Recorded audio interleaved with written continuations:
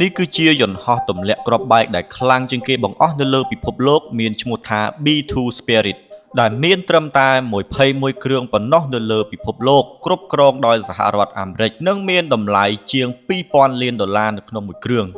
វាមានសមត្ថភាពដ៏ខ្លាំងអស្ចារ្យដោយអាចបំបាំងកាយគេចចេញពីប្រព័ន្ធរ៉ាដាវាអាចបំបាំងកាយបានដោយមិនបញ្ចេញសំឡេងនិងកម្ដៅវាអាចហោះហើរក្នុងរយៈចម្ងាយឆ្ងាយដោយចម្ងាយសរុបរហូតដល់11000 គីឡូម៉ែត្រដោយមិនចាំបាច់ចុះចាក់ប្រេងម្ដងទៀតល្បឿនលឿនបំផុតរបស់វាអាចឈានរហូតដល់1010 គីឡូម៉ែត្រក្នុង1ម៉ោងសមត្ថភាពក្នុងការទម្លាក់គ្រាប់បែកជាក់លាក់និងចំគោលដៅដោយវាអាចផ្ទុកបានគ្រាប់បែកគ្រប់ប្រភេទសូម្បីតែគ្រាប់បែកនុយក្លេអ៊ែរដោយទម្ងន់ផ្ទុកសរុបរបស់វារហូតដល់18តោនវាគឺជាយន្តហោះចម្បាំងដ៏ខ្លាំងជាងគេនៅសហរដ្ឋអាមេរិកដោយវាអាចធ្វើការបានដោយការរក្សាការសម្ងាត់បំផុតហើយក៏ជាសពាវុធមួយដែលប្រទេសមហាអំណាចធំៗកោតខ្លាចនិងកំពុងតែសិក្សាស្វែងយល់ដើម្បីផលិត